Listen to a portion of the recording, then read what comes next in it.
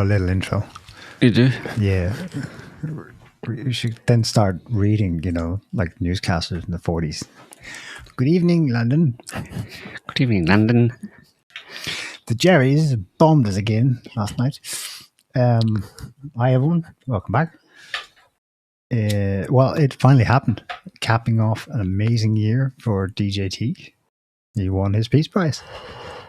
He got the Make-A-Wish Temu version. No. Knockoff brand. It's the Peace Prize. Don't be dissing it now. The first ever, Joe, and probably ever. last ever. Joe tweeted about it here. Last ever football Peace Prize. It's a first.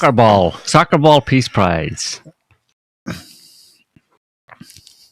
This week, click on the left so we get the headline. That's USA Today. FIFA will award its own Peace Prize. Will Trump win it? Okay, must have been just prior. And then indeed, we go right. Play that there. Amazing. Grasping hands grasping for the world. Mine, all mine. Your prize, this is your Peace Prize. There is also Is that his medal? A beautiful medal for you that you can wear everywhere you want to go. Got me a medal. Okay, let me hold. First medal I ever got. Excellent. He's like, finally, I got me. And you will receive also, of course, a certificate which reads out, and I would read it out with your permission, what are the reasons for you receiving this FIFA Peace Prize. Football unites the world. So the FIFA Peace Prize is presented annually on behalf of the billions of football-loving people from around the world to a distinguished individual who exemplifies an unwavering commitment to advancing peace and unity throughout the world through their notable leadership and action. And therefore, FIFA, the Fédération Internationale de Football Association, awards the 2025 FIFA Peace Prize, Football Unites the World, to Donald J. Trump, President of the United States of America, in recognition of his exceptional and extraordinary actions to promote peace and unity around the world. Friday, December 5th, 2025. This is the certificate. It's yours. Yay! USA. Finally got me a Peace Prize, even if it was from the soccer ball people. That's my question. Is he actually eligible for this if he doesn't recognize football as football? Yes, because in 26 next summer, the US hosts the next World Cup. Okay. In conjunction with Mexico and Canada, but it's in the US. So this event was the formal draw for all the teams qualifying into tables, even though that's not decided yet completely. So for the draw, they had this. They wanted Trump to be there. So how do we get him here? I know. He wants a Peace Prize. Let's make up a Peace Prize. Let's make up a Peace Prize. Call it the annual FIFA Peace Prize. It's not. It's the first one. It's Well, it is annual. It will be going forward. It may be if they keep it going. This wasn't just a one-off. But then that would be even better because Trump would be the only one in the history of the world before or ever after that has ever won that Peace Prize because it's only ever awarded once to him. And they get to say no one else ever did it. Yep. Yeah. No one ever won. Do you know no one ever... No one ever won this award quite like I did. Well, no one ever won this award, period, apart from me. Because I was only awarded once. I broke the mold. The guy, Infantino, really likes Trump. I think most likely because that's why the US got it. Like Infantino swung it, make sure the US got it again. It's not been that long since they last hosted it. So what do you mean? It's interesting because that's him doing politics, you know. What do you mean Infantino really likes Trump? Politically, he thinks he's definitely a MAGA head. He is? Oh yeah, I think so. Have you? He's like contrasted with his predecessor, Sepp Blatter, who's been tweeting how like, oh my God, FIFA's, been dragged to the muck by this idiot Infantino because, he sucks up to Trump. And they have been seeing a lot of various events before this. This didn't just come out of the blue. Anyway, it's just my blink from afar. They've been seeing a lot. They hang a lot. Also non-football events, He's definitely on Team Trump. That's my impression. So, and may well have, definitely, in fact, personal relationships definitely play a part in how a bid will be, of course, approved. I'm sure money helps too, and gold and whatever else, because the country slated to get it next is Saudi Arabia, and in 5 years' time. So, yeah. Well, it was amazing. He got his Peace Prize. Poor old Trump. He'll take anything. He'll take any old Peace Prize as long as it's a Peace Prize. So long as they're recognizing the work that he's putting in to make the world a better place. And 9 wars he ended, eh? What was the new thing? It was Rwanda and the Democratic DRC and Rwanda, yeah. Yeah. Again, not really one that was on people's radar, but it was on Trump's radar. Yes. And he fixed it good. Yes. On Thursday, Trump signed a peace deal. It's not exactly clear. It's not exactly like quite a peace deal between the two countries in question, but whatever. He signed an agreement to end the war in Eastern Congo. That's a war within Congo, but also involving Rwanda. That goes back decades. And Axios reports he used the moment to advance another priority, securing U.S. access to critical minerals. And so your anti-empire left is like, oh, colonization. That's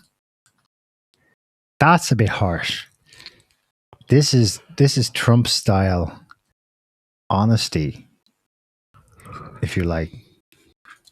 Yeah, they've got stuff we want, so we'll make a big scene, call it peace, and we'll get favorable terms for American mining interests in your country because we need your rare earths. So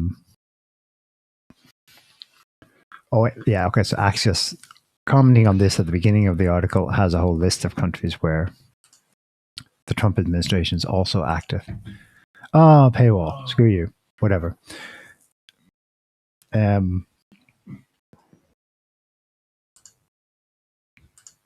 Yeah, Joe, you commented when I showed you that he's doing what China's doing. China's all over Congo and Africa for rare earths, and I suppose it's a bit different. That China's like it has been there a while, so we'll have to see what form U.S.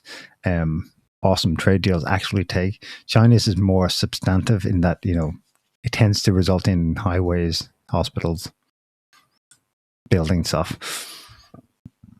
The US is talking a great game so far this year about infrastructure investment, but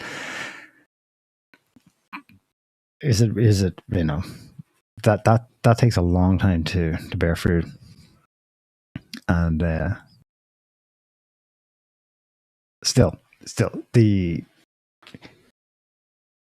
left can go, oh yeah, there's more colonization, but the difference is this is what Western interests were doing in the Congo all this time on the QT, while ensuring that the conditions for internecine conflict resulting in the deaths of hundreds of thousands of people continued because it was favorable to their business terms.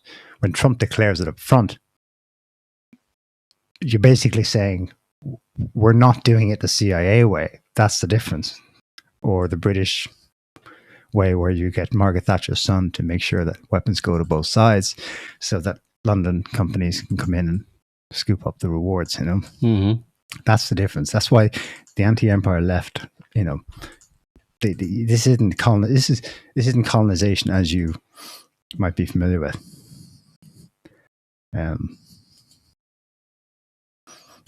On paper, it's something he can be held up to later on. He says this would be a great deal for them and for us, and they'll be able to hold him to that.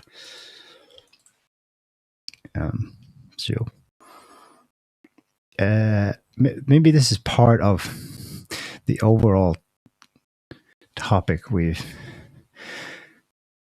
talked about in recent weeks, and which maybe kind of was crystallized in the publication this week of a new United States national security document. Mm-hmm. Oh, damn, I did have it. But I don't have the right link for it now. The actual document itself? Yeah, did you see it? Yeah, the 30 pages. I haven't gotten around to actually reading through the whole thing, but I've got it if you want me to send it to... I send it, Scotty. Okay. Yeah, okay. On paper, it's groundbreaking. I mean, I think these are annual, but no one ever really paid much attention to them. But they are now because this is different. So it's 30 pages. We'll just look at one key page, I think. But it's even the introduction is as a whole, like, the thing is cohesive, it's logical, it has internal consistency. It begins with, well, going back to basics, what is a strategy? What are we trying to achieve? The kind of questions that were just never asked before because everyone assumed in DC that, well, we all know. But no, we didn't, because no one ever really articulated. And you end up with a polity, that is the wider public, that to this day is scratching its head about why we were in Afghanistan. Mm-hmm. Like, that was never actually articulated. We've had to surmise it from observing what actually happened there and why, and the context in which it happened. But no one ever stated it. So just starting off with putting this stuff down on paper, that's a great start. Okay, the substantive stuff would be page 9. Well, go to page, go to the introduction, or table of contents. Go to, just click on the first page, basically. Number 1, how American strategy went astray. That basically sums up, in the last paragraph, our elites badly miscalculated. Again, it's interesting that our elites, the American government actually referring to someone called our elites, badly miscalculated America's willingness to shoulder forever global burdens to which the American people saw no connection to the national interest. Overestimated America's ability to fund simultaneously massive welfare regulatory administrative state alongside a massive military, diplomatic, intelligence and foreign aid complex, basically US aid, etc. It placed hugely misguided and destructive bets on globalism and so-called free trade that hollowed out the very middle class and industrial base on which American economy and military preeminence depend. So, if you just scroll down to what should the United States want, which is page 7, I think. It's the next headline. First, we want the continued survival and safety of the United States as an independent sovereign republic whose government secures the God-given natural rights of its citizens, etc., etc. We want to protect this country, its people, its territory, its economy, and its way of life from military attack and hostile foreign influence. We want full control of our borders. We want a resilient national infrastructure that can withstand natural disasters, resist and thwart foreign threats, blah, blah. We want to recruit, equip, train, field the world's most powerful, lethal, and technologically advanced military. So a lot of militarization there. We want the world's most robust, credible, and modern nuclear deterrent. And we want the world's most dynamic, most innovative, and most advanced economy, blah, blah. We want the world's most robust industrial base. On the next page, we want the most productive, innovative energy sector. We want to remain the world's most scientifically and technologically advanced and innovative country. We want to maintain the United States' unrivaled soft power through which we exercise positive influence to the world that furthers our interests. So that's soft power, which is really this is where Trump's focus, basically using the remnants or what some people might call the ill-gotten gains of the last 80 years of American hegemony. He wants to leverage the benefits of that without doing what has been done up until now particularly in the past 25 years or so, which was backing up that soft power with direct military intervention. He wants to kind of dial down on that and emphasize or exploit the soft power that, isn't really his. He can't claim credit for it. And if that came with hegemony, basically. If that requires embracing soccer ball, so be it. Well, that's been done before, but yeah. Finally, we want the restoration and reinvigoration of American spiritual and cultural health. Blah blah. And then next page is what do we want in and from the world. We want to ensure that the Western Hemisphere remains reasonably stable and well governed enough to prevent and discourage mass migration. Again, mass migration into the Western Hemisphere. We want a hemisphere whose governments cooperate with us against narco-terrorist cartels and other transnational criminal organizations. So here we're talking about what America wants from the West. We want a hemisphere that remains free of hostile foreign incursion or ownership of key assets that supports critical supply chains. We want to ensure our continued access to key strategic locations. In other words, we will assert and enforce a Trump corollary to the Monroe Doctrine. Notice that it's not the Monroe Doctrine, it's a Trump corollary to the Monroe Doctrine. So, that's basically Trump's vision, Trump's version of American hegemony. Bullet point 3 was picked up in the spat with EU heads this week. We want to support our allies in preserving the freedom and security of Europe while restoring Europe's civilizational self-confidence and Western identity. They didn't like that. Maybe it was the identity part. Yeah, and above that, we want to halt and reverse ongoing damage that foreign actors inflict on the American economy while keeping the Indo-Pacific region free and open, preserving freedom of navigation in all crucial sea lanes, and maintaining secure and reliable supply chains and access to critical materials. And most importantly, well, maybe not most importantly in this document, I think that last one was probably more important about Asia Pacific. We want to prevent an adversarial power from dominating the Middle East, its oil and gas supplies, and the choke point through which they pass, while avoiding the forever wars that bogged us down in the region at a great cost. So it's hybrid hegemony, basically, or Trump's version of. This is all Trump's ideas, the Trump administration's ideas of how America is going to navigate a multipolar world. The two keywords in those 2 points: crucial sea lanes and choke points. It's maritime trade, which is still to this day 90% of all trade is conducted over the seas. Choke points, in reference to the Middle East, would be Persian Gulf plus Red Sea. We've seen his interest this year with the spat with the Houthis. And critical sea lanes in reference to Indo-Pacific is obviously the Malacca Strait, but also you wonder, is it a reference to the South China Sea?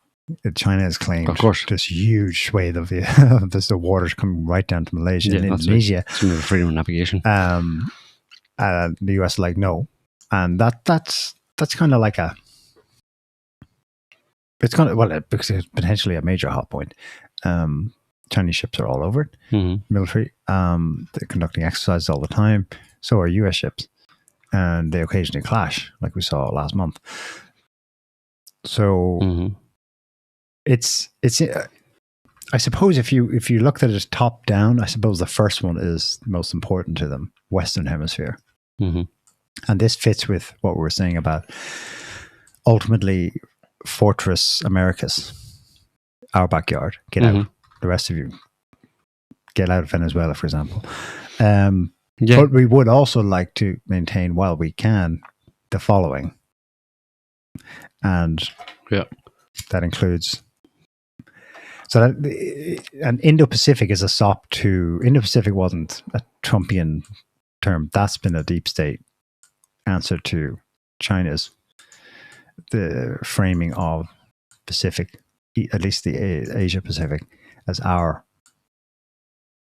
backyard, our sphere of influence, by saying, well, no, it's Indo-Pacific. That's that was part of the whole effort to, not sure how well it's worked, to boost India's influence.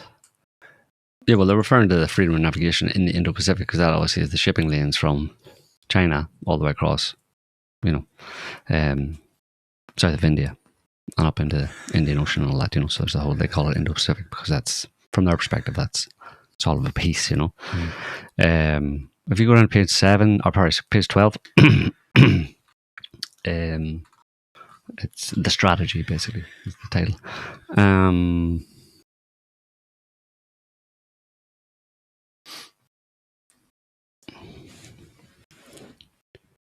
So basically saying, focused definition of national interest. America's core national security interest shall be the focus. Peace through strength. Strength is the best deterrence. Strength can enable us to achieve peace because parties that respect our strength often seek our help and are receptive to our efforts to resolve conflicts and maintain peace. We must maintain the strongest economy, develop the most advanced technologies, bolster our society's cultural health, blah, blah. Predisposition to non-interventionism. Sharp intake of breath in the deep state and amongst the Democrats in particular. In the Declaration of Independence, American leaders laid down a clear preference for non-interventionism in the affairs of other nations and made clear the basis, just as all human beings possess God-given equal natural rights, all nations are entitled by the laws of nature and nature's God to a separate and equal station, blah, blah, blah. For a country whose interests are as numerous and diverse as ours, rigid adherence to non-interventionism is not possible. So not possible, not rigid adherence to non-intervention. Yet this predisposition should set a high bar for what constitutes a justifiable intervention. So no more forever wars, no more proxy wars, no more overthrowing governments, and in that way tying, around the world, not in the way that's been done in the past to ensure American dominance into the 21st century over the whole world. No more gender studies in Afghanistan. But Venezuela, maybe. No more invading Afghanistan or invading. This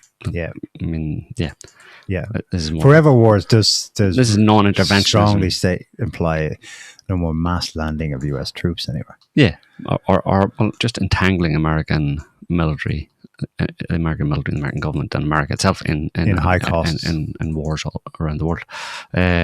Flexible realism. U.S. policy will be realistic about what it is possible and desirable to seek in its dealings with other nations. We seek good relations, blah, blah, blah, blah. We recognize and affirm that there is nothing inconsistent or hypocritical in acting according to such a realistic assessment with countries whose governing systems and societies differ from ours, blah, blah. Primacy of nations. This is anti-globalist. The world's fundamental political unit is and will remain the nation state. Nationalism. Populism. God. The world works best when nations prioritize their interests. The United States will put our own interests first and in our relations with other nations, encourage them to prioritize their own interests as well. We stand for the sovereign rights of nations and against the sovereignty sapping incursions of the most intrusive transnational organizations. The globalists. Alex Jones will be like, yeah, the globalists. The globalists are going down. That was a message for Soros. Yeah. And for reforming those institutions so that they assist rather than hinder individual sovereignty. Sovereignty and respect. It's just pretty much more the same, except talking about foreign powers. Attempts by foreign powers or entities to censor or discourse or curtail our citizens' free speech rights, lobbying and influence operations that seek to steer our policies or to involve us in foreign conflicts. Except Israel. He's sorting all that out as well, The US will chart our own course in the world and determine our own destiny. The balance of power in the United States cannot allow any nation to become so dominant that it could threaten our interests. We will work with allies and partners to maintain global and regional balances of power. To prevent the emergence of dominant adversaries. The United States rejects the ill-fated concept of global domination for itself.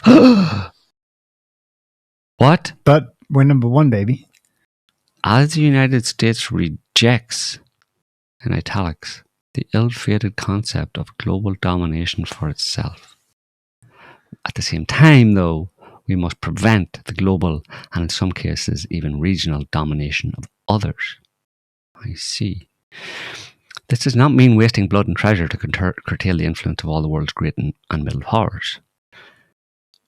The outsized influence of larger, richer and stronger nations is a timeless truth of international relations. It's all sounding very scary. This is all very scary. No, it sounds objective. No, it's super scary. It's scary to the reality. Terrified of it. Pro-American work, American policy. You have to remember, Neil, what a good one. American policy will be pro-worker and not merely pro-growth. As pro-American, okay, whatever. Fairness, we're going to be fair. We will no longer tolerate and can no longer afford free-riding trade imbalances. Looking at you, China, and everybody else, basically. Competence and merit, no DEI bullshit. Priorities. Mass migration, over. Yep. Figured that one out already. Protection of core rights and liberties. Yep. Pretty much said that. Free speech. Burden sharing and burden shifting. Ooh, here's a hard one. President Trump has set a new global standard with the Hague Commitment, which pledges NATO countries to spend 5% of GDP on defence, and which our NATO allies have endorsed. This approach ensures that burdens are shared and that all such efforts benefit from border legitimacy. The United States will stand ready to help, potentially through more favourable treatment on commercial matters, technology sharing and defence procurement, those countries that willingly take more responsibility for security in their neighbourhoods and align their export control to ours. So, yeah, NATO, kind of bye-bye NATO, as it was. Realignment through peace. Peace-seeking deals, and realignment through peace, as long as they get the Nobel Peace Prize at some point. Reindustrialization, reviving our defense industrial base, energy dominance. Cheap and abundant energy will produce well-paying jobs in the United States. Blah, blah, blah, AI. The regions. And here we get to the purpose of national security policy is the protection of core national interests. For instance, terrorist activity in an otherwise less consequential area might force our urgent attention. But leaping from that to necessity to sustained attention to the periphery is a mistake. After years of neglect, the United States will reassert and enforce the Monroe Doctrine to restore American preeminence in the Western Hemisphere and to protect our homeland and our access to key geographies throughout the region. We will deny non-hemispheric competitors the ability to position forces or other threatening capabilities or to own or control strategically vital assets in our hemisphere. Looking at you, Russia, China, and Iran. This Trump corollary to the Monroe Doctrine is a common sense and potent restoration of American power and priorities consistent with American security interests.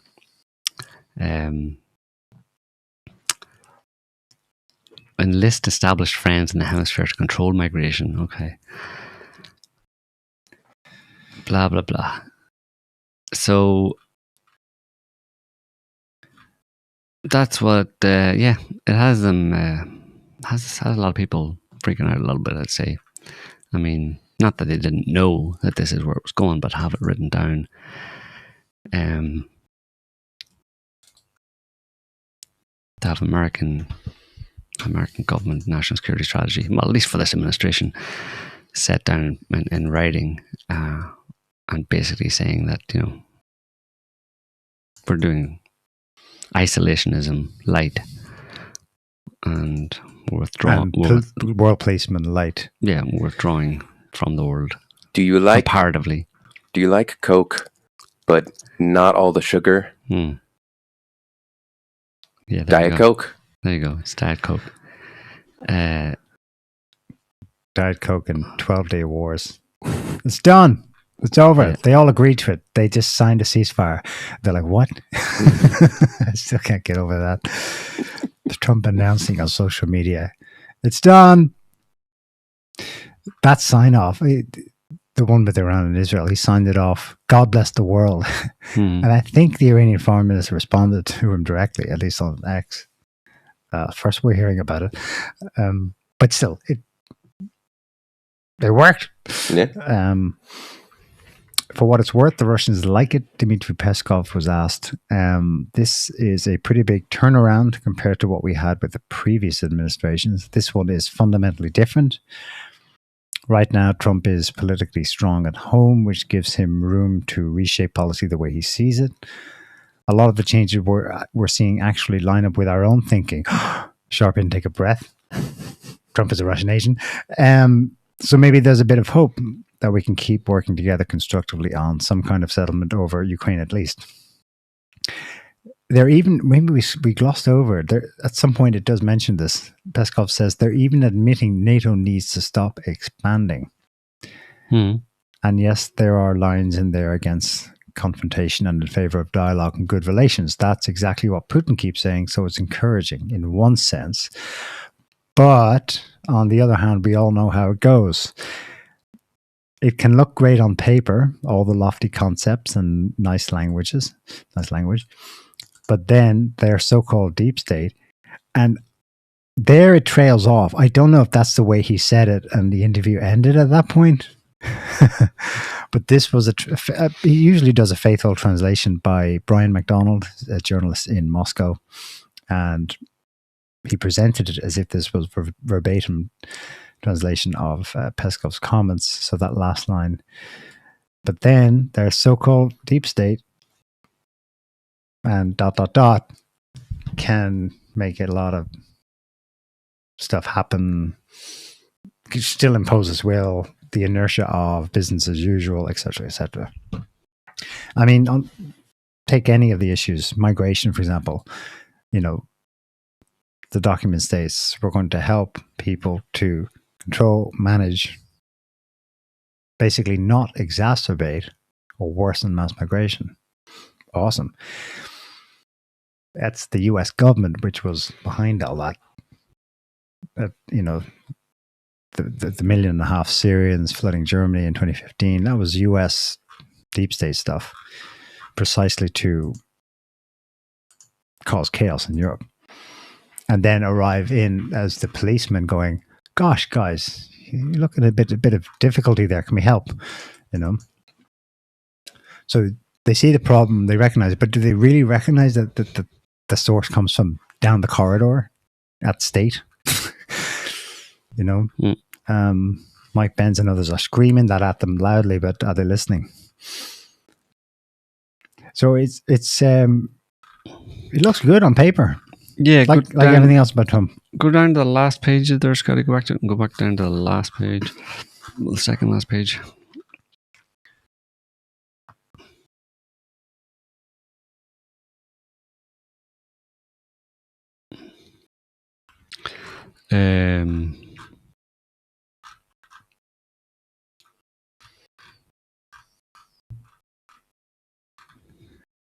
Yeah. Conflict remains blah blah blah. Conflict remains the Middle East's most troublesome dynamic. Blah blah blah. Big up on the Israeli stuff that the US with Israel did in the Middle East this year. America will always have core interest in ensuring Gulf energy supplies do not fall into the hands of an outright enemy.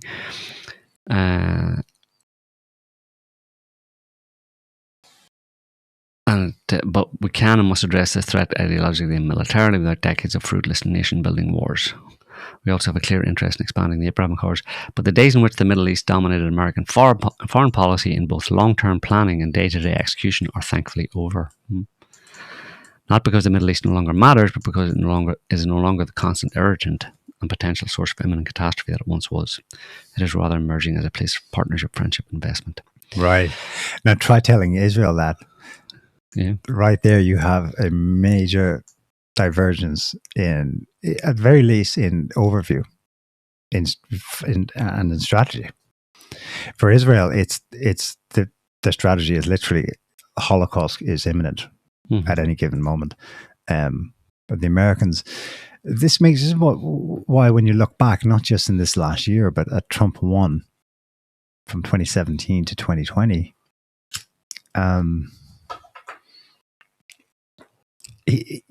I know it obviously looks like the guy's kissing Israeli butt, like he looked like he was overdoing it, and then most recently with this Gaza peace deal signed in Egypt, he's trying to present a fait accompli.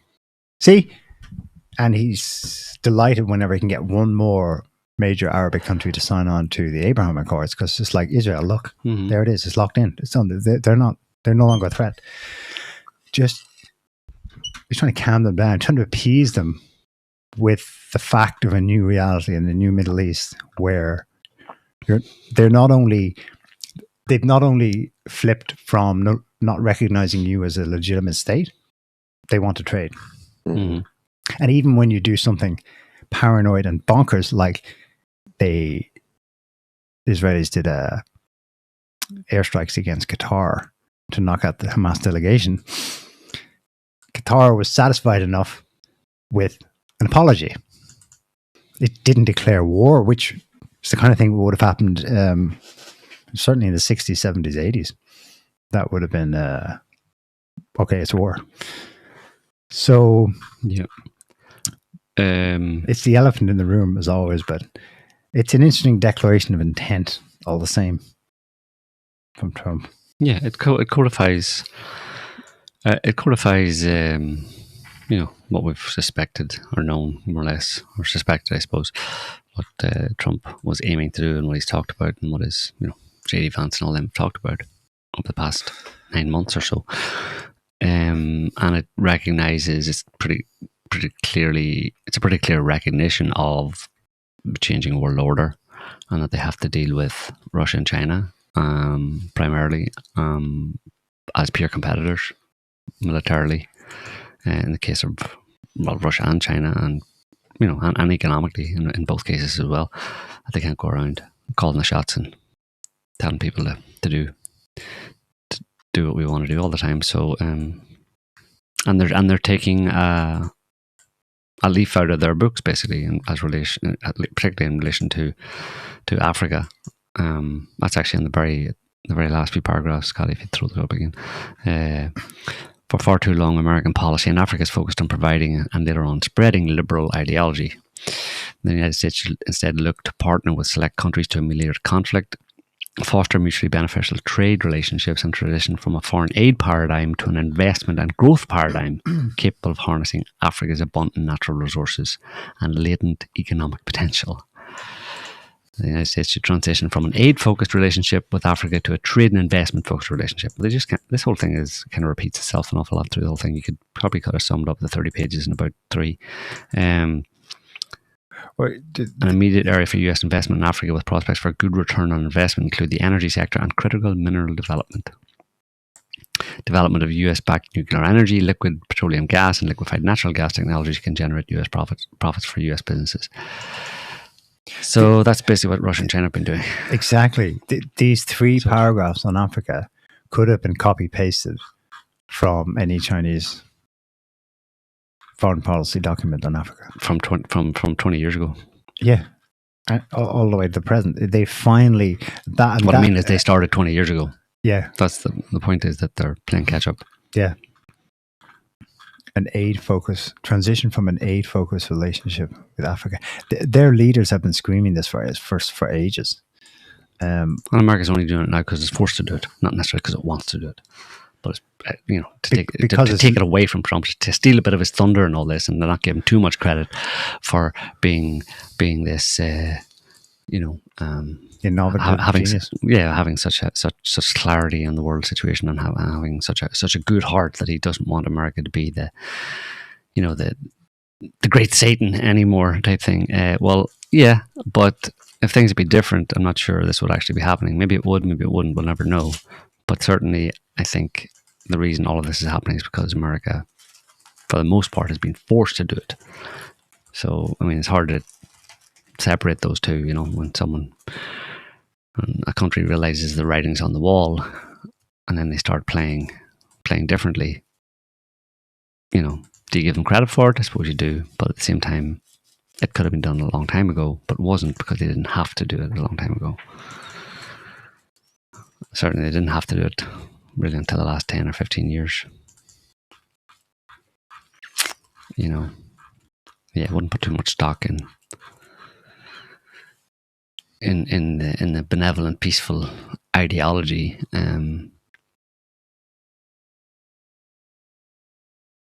It's hard to know. It's hard to know which is on first there. Well, yeah. It's the old model is a losing model against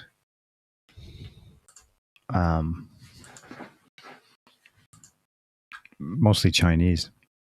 But not only, I mean, Russian influence in Africa is bonkers as well. It's outsized compared to Russia's size economically. We'll see how it goes, but they're talking about pouring the concrete for a nuclear power plant in Niger. If and when that starts, I mean, it will have cemented what took place in what for the past 100 years has been Franc Afrique, literally French Africa, where they just take the uranium, power France and Europe, and it never once entered the heads that maybe we should. No, it's taken the objective change in reality of the first language in other former European colonies in France. The second language being taught in all schools uniformly to those kids is now Chinese. Because it's part of the vast amounts of cross-cultural links that have taken place as a result of substantial change. Those countries can never look back. You can keep trying to coup them. And France did. They assassinated 27, thereabouts, African leaders in the late 20th century and into this one. Oh, just keep doing it. Keep doing it. It eventually stops working. And objectively, the market says, your model sucks. Bye. So this is the Americans going, oh, okay. We should change the model. So the question now is, well, will Europe follow suit? Doesn't look like it, but they're going to have to. If they're going to be squeezed between the US if this really bites, this change in outlook, philosophy, economic models, military approaches, everything. Europe will be squeezed between an Africa that's abandoned it and celebrates Russia Flag Day, many of its countries, while its kids speak Chinese on highways built by China.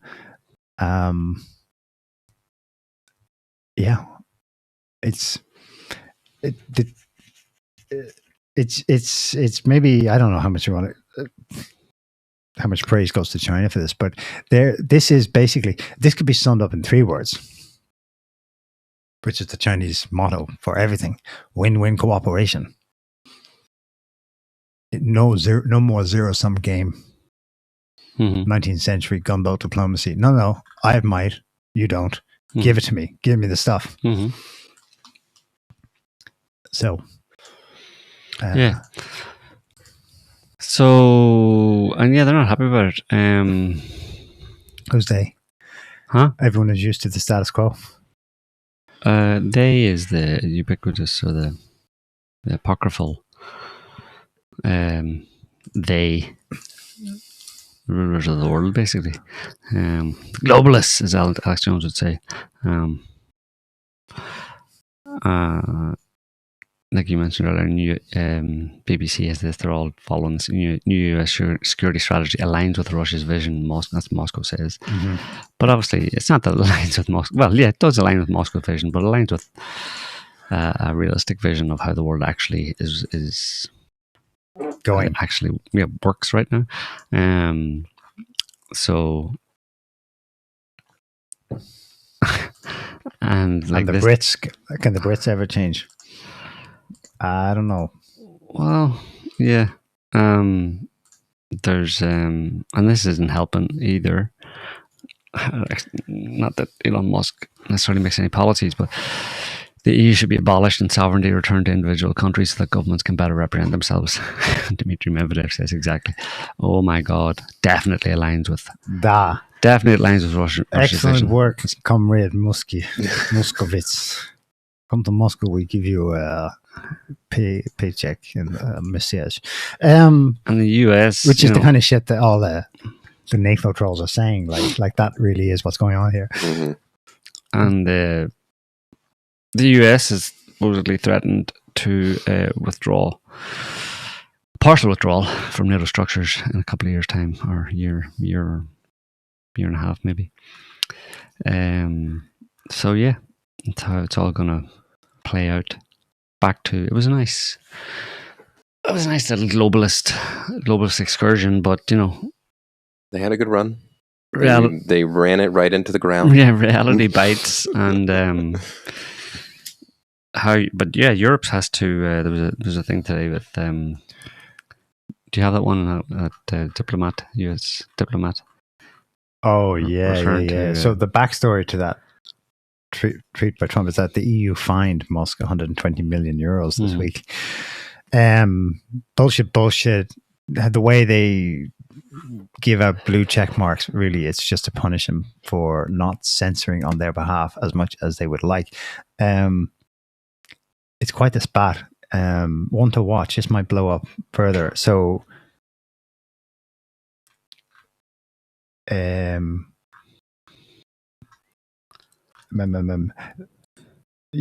which one? The American.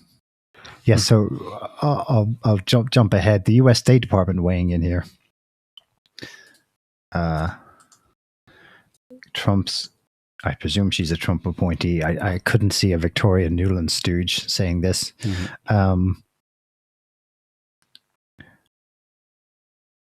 So, European Commission fines X 120 million euros, really for not censoring enough. Oh, hang on a second. That's not the one.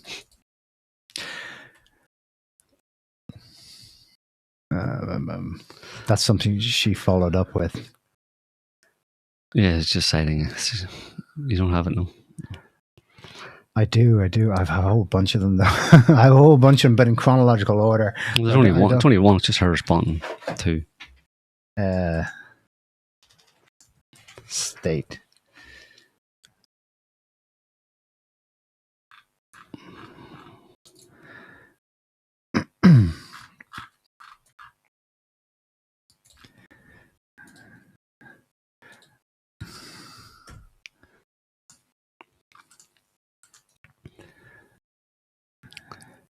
No.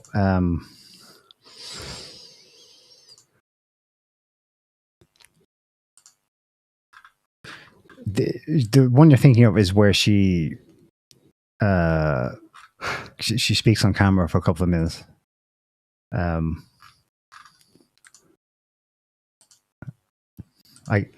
It's here somewhere. So,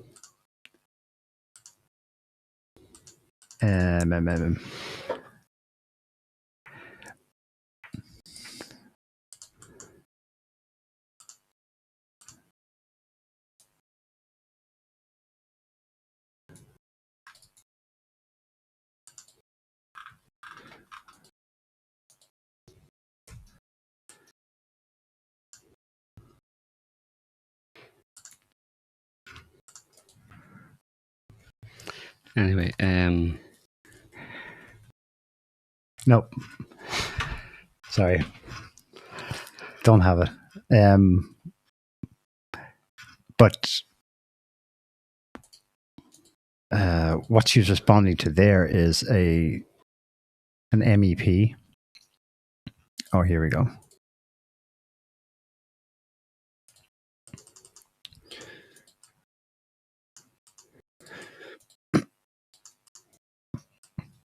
Under Secretary of State Sarah Rogers.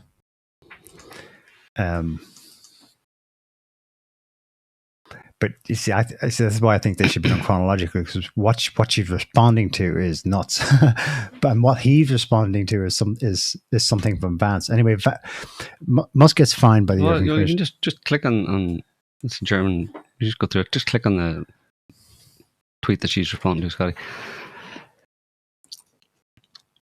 So JD Vance said there was rumours swirling that the EU Commission will fine Musk hundreds of millions of dollars for not engaging in censorship. The EU should be supporting free speech, not attacking American companies over garbage. That's what JD Vance posted about the fine against X.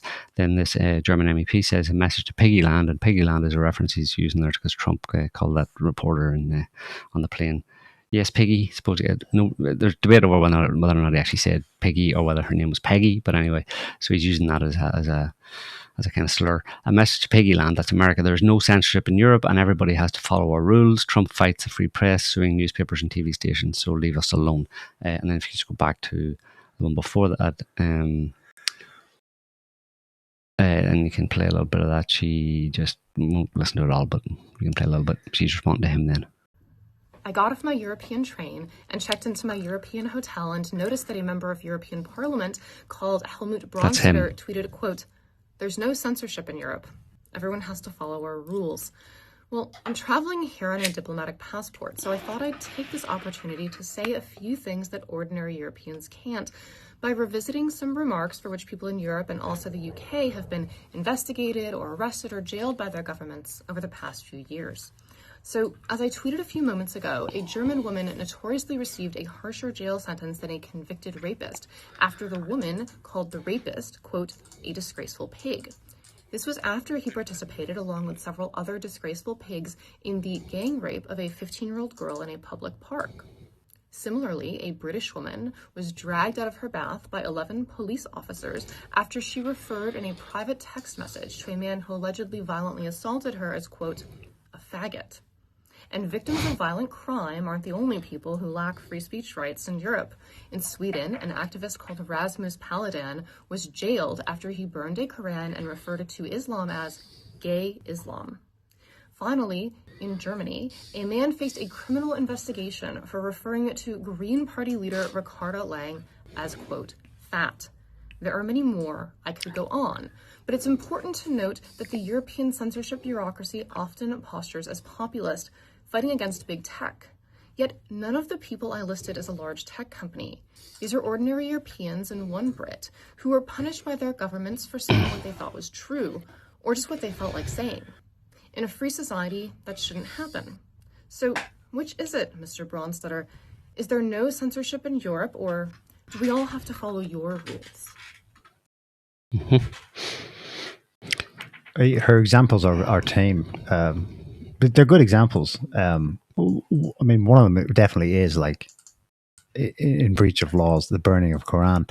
But the others are like, for example, headline this week from Germany: Chancellor Merz personally filed 4,999 criminal complaints against online critics, like where they've called him a name. Mm-hmm. When I say personally, his signature's on the documents. Mm-hmm. The Chancellor is signing off on basically arrest warrants of 5,000 people for calling him a poopy head. Mm-hmm. We're far down now. I'm wondering, like, I'm confident it's going to crack at some point, and it won't fall on the side of actual physical enforcement, Nazi-style totalitarianism, but we're quite far down that path at the moment. This isn't the first time Musk and / the US has weighed in on this. This happened earlier in the year with JD Vance as well in Munich, and the fucking offense they all took at him daring to suggest that we possibly censor our citizens and crack down hard on them for political dissent. And he also insinuated that they block the will of the people in democratic elections. But that's where we are. So many of them are locked in now. They don't have an electoral mandate. They've rigged their elections. And they're in it together to the bitter end. How far now do they go to maintain that? Because is the other side of that coin they fear prison? Whatever. They're super paranoid, not as paranoid as Israelis, but they're paranoid enough that they could do some crazy things. Headline this week: New Berlin law allows police to enter your homes and install spyware. They also pushed on a little further with what's looking like conscription, not conscription, but certainly military service. Voluntary military service. From next year, all 18-year-olds in Germany must report for inspection. That doesn't mean you're in the military at this point, but you must enter a database. It used to be the case in most European countries.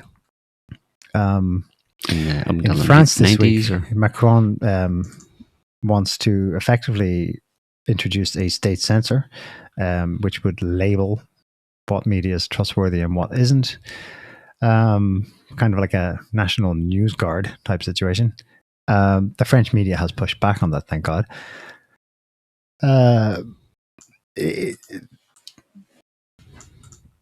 They're quite insane, and all it takes is this little... Well, they started it, finding Musk. But you see, as they see it, Musk is the outlier. And they have good reason to. So last year, Musk let the cat out of the bag. We only have his word to go on, but Jesus, this fits with it. But what we can see is happening out there.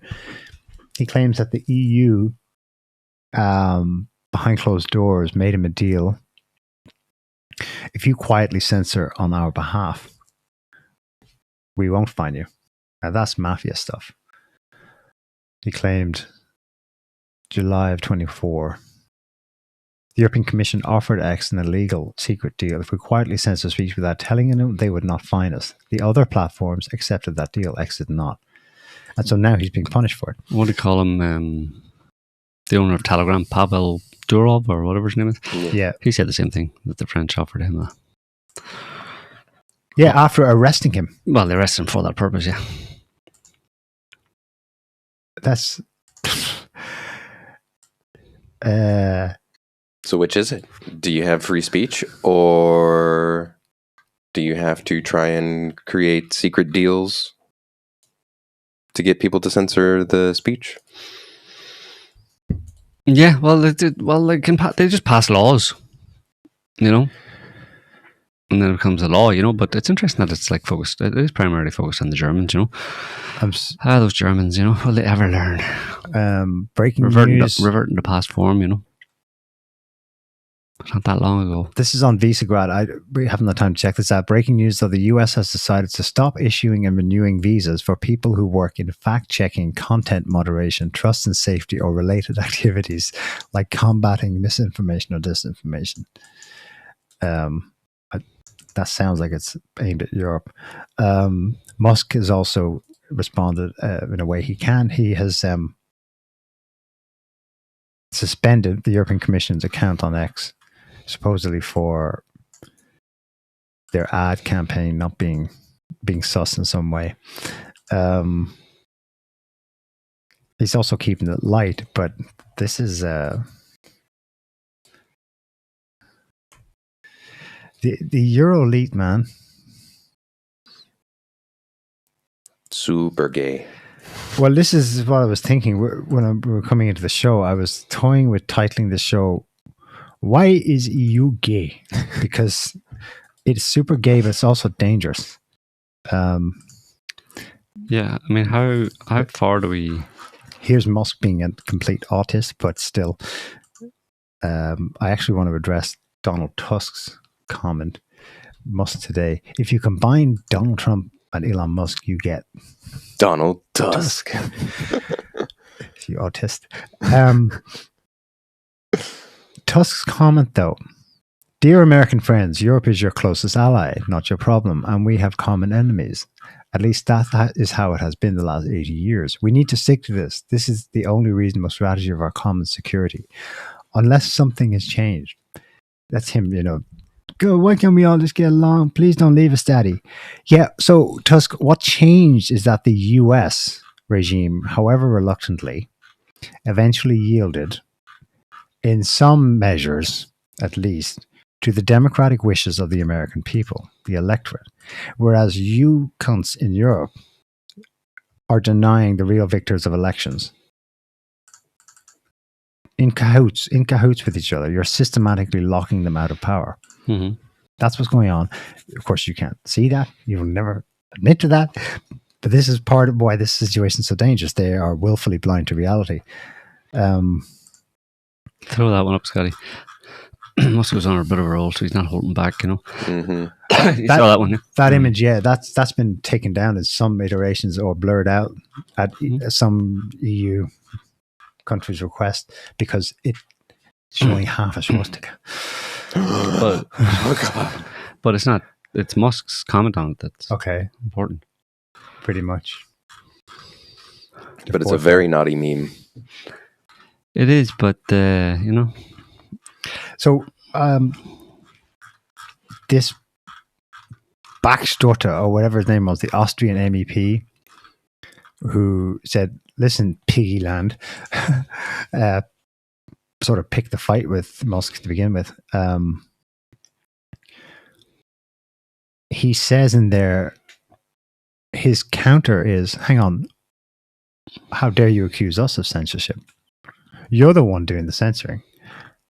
I was like, what are you talking about? This is what he's talking about. This happened last month, but it really took effect recently. The Pentagon press corps was completely shaken up because Hegseth pushed for in May, and it finally took hold last month. New rules about media access to restricted areas in and around the Pentagon, for which journalists, even if they're credited and seasoned and whatever, they must have prior permission and an escort, someone on the DOW now, to escort them for access. The key thing, though, probably was no more asking a source for information that they have not been explicitly authorized to discuss. And that was for both classified and open information, declassified. If they did not sign on to these new rules, new policy for press access to officials in the Pentagon, they didn't get their pass. They can't come in. And so, almost like preempting it, the entire legacy media press corps, including Fox News, walked out on October 12th and made a big show of it. It was a protest against the crackdown of free speech and First Amendment rights in America. But the impetus here is to stop leaks, because the Pentagon, the US government is a sieve. They're trying to stop that. So, yeah, basically Hegseth just wanted to discourage leaks, and they've spun that into a crackdown on free speech and the freedom of the press and blah, blah, blah, blah. So the Euros are picking up on that and saying, we're not censoring, you're censoring. Well, it's all about censorship is going to happen one way or another, but to what end, That's the difference. Yeah. The way that the media reported, so ABC News opens its description of what the Trump administration did to freedom of the press. Outlets that reach millions of news consumers, they don't reach a tenth of what Tucker Carlson reaches, but whatever, combined, outlets that reach millions of news consumers are being denied access to rare briefings by Pentagon officials this week. Sessions that are being held instead for Hegseth's hand-picked media organizations. That sounds authoritarian. But the fucking cheek of them. That's not what happened. They voluntarily protested and didn't reapply for access. And just all they had to do was sign this waiver. And it even says at the end of it that this waiver does not, like, you won't ever be held to it per se. It's just to show that you recognize that these are the new rules. You know what I mean? It wasn't like saying this doesn't conflict with your free speech rights or your First Amendment rights at all. And they threw a hissy fit, and they've resigned. They walked out en masse. The entire legacy media, including Fox News. So what happened as a result? 70 independent journalists, bloggers, social media influencers, and from smaller networks like One American News Network said, "Oh, we'll sign." So now the Pentagon press corps is like TPUSA people. Laura Loomer, I know, but whatever. Still, she's not legacy media, and a whole bunch of others who are basically on the MAGA train because they agreed to the new terms. But these guys are out here saying we were denied access, and instead Hegseth's hand-picked media organizations, this is entirely of their own doing. What just happened here? And so that's what that Eurogit was referring to when he said, "Right back at you." Who censors, huh? Looking at you, Trumps. And it's especially rich. I find that the British media is all over this, going, "Yeah, we totally with the Euros and this. This is terrible. Well, what he's doing." The British have a de facto military state censor. Always have. They're called D-notices. You never even hear about them because the censorship is so effective. They've always had this. We hear now and then. Recently, the Grey Zone did a FOIA and got a leak on just the list of topics that were under D-notice 15 years ago. We got a sort of a little window in time into what was going on. And the media, they say it's voluntary. And it's true. 90% or so of British journalists voluntarily, when they get the D-notice, go, oh, yes, sir, boss. Yes, no, we won't talk about that. No, we won't investigate that further. The 10% who do then lose access. Or get fired. Or worse. Israel doesn't even create a workaround that maintains the illusion of democracy. They just have a military state censor, an actual office, the state censor. So that's kind of what direction the US, at least the Pentagon, is going in, like doing what everyone else is doing, but it's being spun as something absolutely beyond the pale because it's Trump. Yeah. It's bullshit. Like this week. I mean, everybody should know at this point that the media, most of the mainstream media, are a bunch of scurrilous, lying hacks. That they serve an agenda. They serve a government agenda, basically. I mean, they're infiltrated by the, Western media in particular, European media, British media in particular.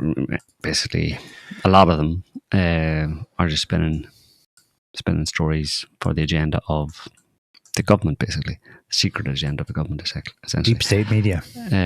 Yeah, and they're, like this week, Putin said, he gave a bunch of, I don't know where he was. Was he in, I can't remember when he said this. He gets around an awful lot, but it wasn't in India. It was maybe, I don't know where it was. Anyway, but he gave a long kind of, he gives interviews to the camera about all sorts of things. And this one, he just said, well, you can have a listen to what he said.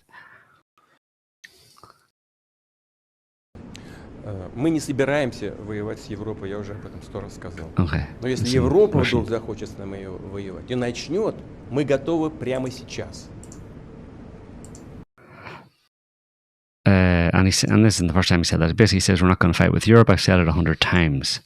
He adds with the caveat that, but if Europe, wants to fight us or tries to fight with us, then obviously we're ready for it. But and he has said it many, many times over the past, really 4 years since the start of the SMO, that the whole idea of, he said it this week, last week, every month almost when he's asked about it, that the Europeans talking about Russia going to, invade Europe and etc. is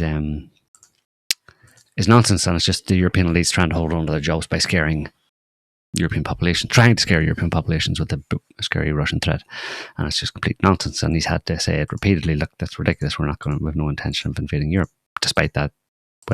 European governments in particular, and before the Biden government, but European governments in particular have repeatedly tried to, made the claim that Russia is, like, they've made it ad nauseum, basically, over the past 4 years, that Russia is trying to re-establish the Soviet Union and blah, blah, blah. And who's next? And the Ukrainians saying, if we don't fight them here, we're your bulwark against Russia.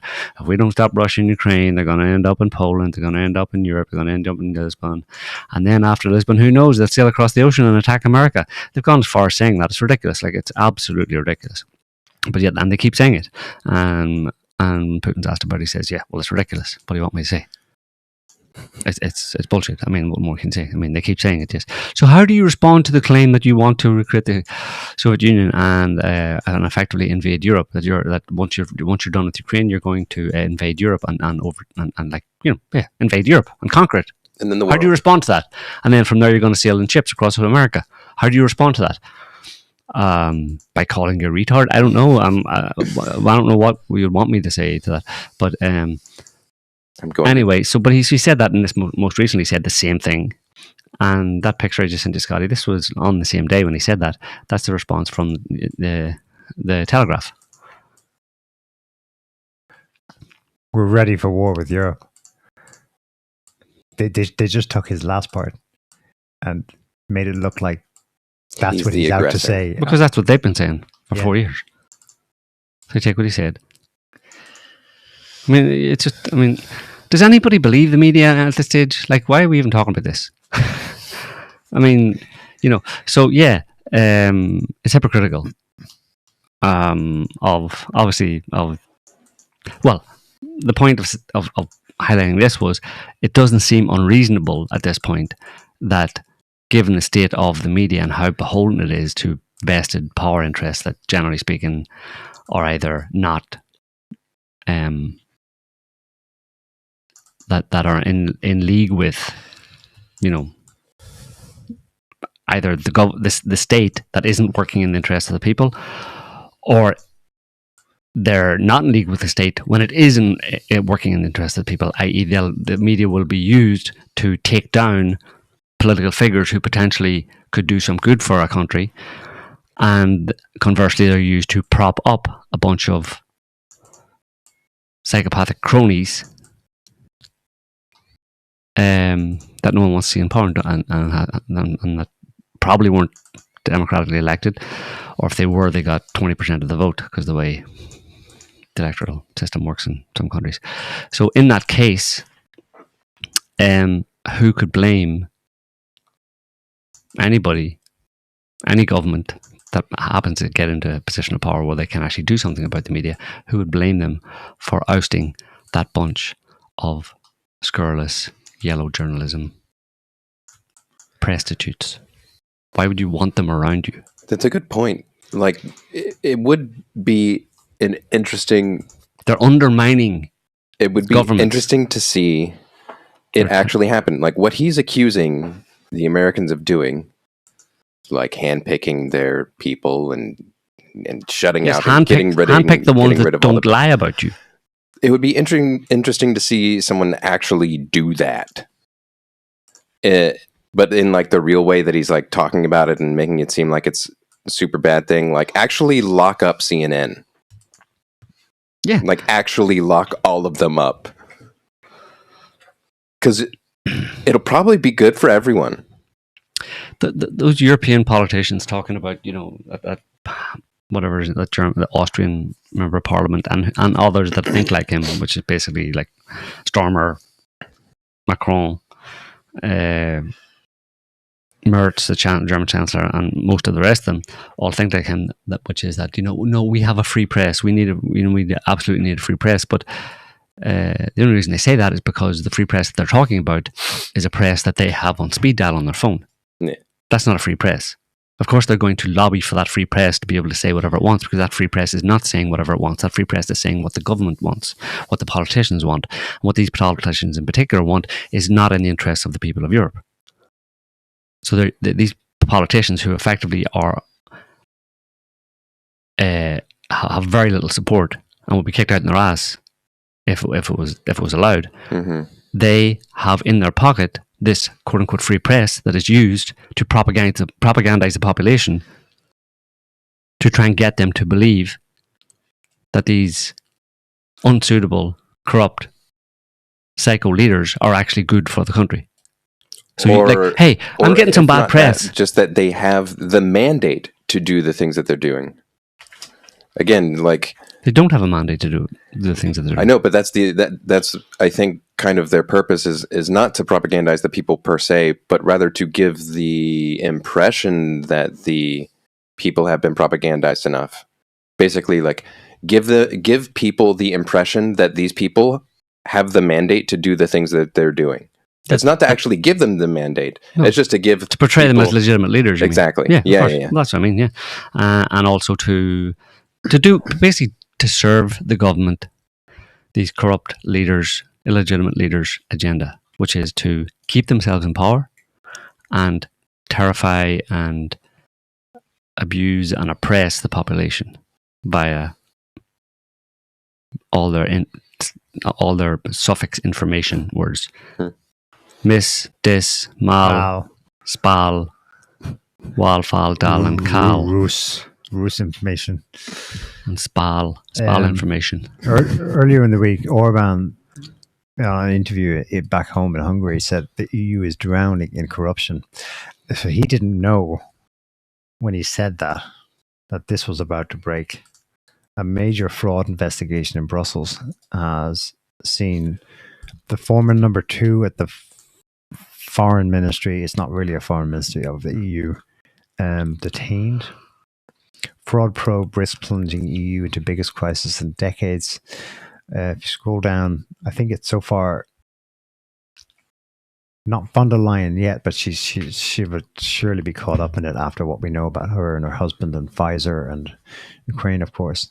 An announcement by the European Public Prosecutor's Office that the EU's former foreign affairs chief, she's an Italian called Federica Mogherini, and a senior diplomat currently working in von der Leyen's commission had been detained on Tuesday. Keep going down. Maybe they give you an idea of what the funny money was.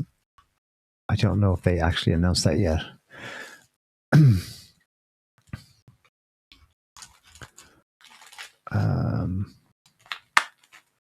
The two people are Italian, so there may be an Italian connection.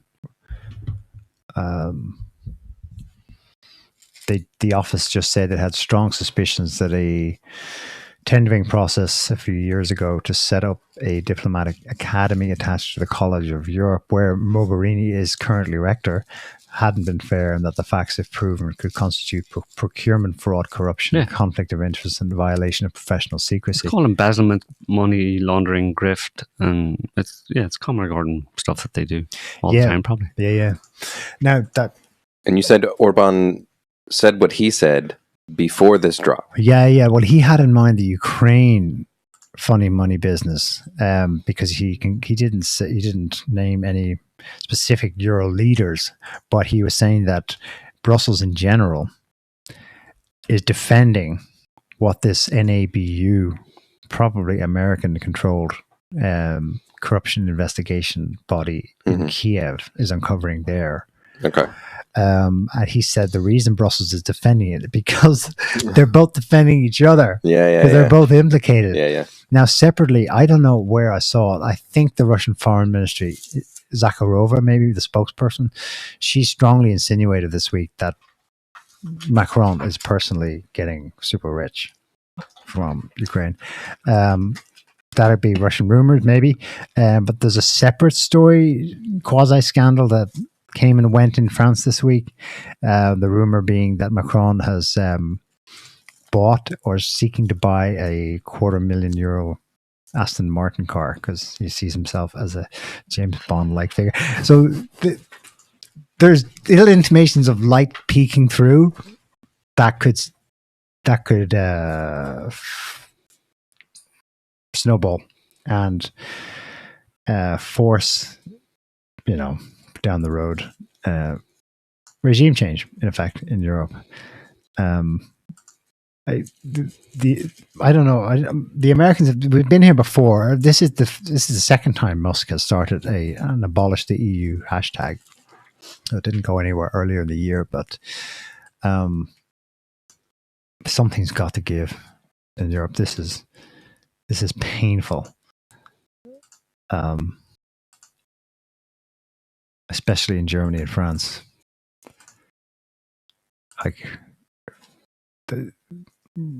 It's fair to say there are mass arrests taking place for offending leaders at the moment, which is, kind of third world dictatorship stuff. Or first world. But how much support do they have? They don't have majority support, but there are a lot of fake and gay people in Europe.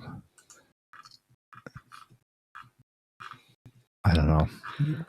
You can't rely on polls, but between your NATO trolls and your ultra liberals and your it's the same. I think it's the same everywhere. Same breakdown. It's the same breakdown, no matter where it is, and it's not especially fake and gay. No, they just happen to have. It's just in Europe or. But it's not uniform in Europe, It was more dangerous in America because it's one country and you had one government. And if the Biden administration and Kamala and those kind of Dems and deep staters had been able to continue with their agenda, then it would have been more nefarious. But in Europe, there's it's because this whole EU project, and it can be hidden behind the scenes within Brussels and all that kind of stuff. Brussels has gained leverage, obviously, because of the EU project over a lot of European countries and stuff. But there's obviously pushback, and they're holding out, so it's not quite as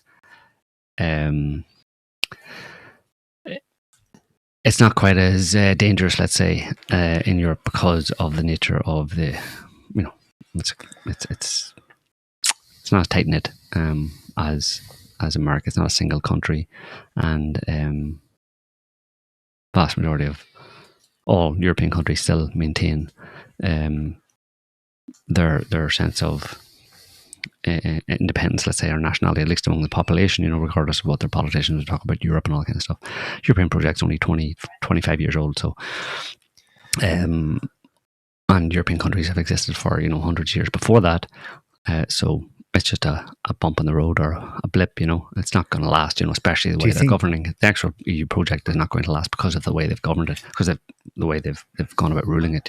They've used it just to consolidate the power of a few to try and lord it over others, and that can never last. Putting aside the activism part of it, the wishing for it to be so, abolish the EU, do you think that's objectively what's going to happen anyway? Yeah. Of course, that's what I'm saying. It's only a temporary thing, and it could an artificial construction. It could have been longer lived, but only if they had maintained much more of the actual independence of the nation states, constituent nation states, than they have done. But over the years, especially over the past, it only created 25 years ago, really, for most countries. It came together 25 years ago after the inception of the euro and all that monetary union. That really gave them a lot of power, but they haven't maintained that. They haven't recognized or maintained that national sentiment amongst the populations. You can't just take a bunch of countries who had existed for 100 years beforehand, some of them even longer, 1,000 years, whatever, if you want to go back that far, as independent states, and then force them all to become a uni state. Destroy them internally in order to make them part of a more cohesive of a super state, super state, and expect that's going to go well. It's not going to work. No, you have to maintain independence, the relative independence, for that kind of thing to work, and they haven't done that, so it won't work. Here's another Eurohead weighing in. This one married to a neocon, so this he's applying to Musk.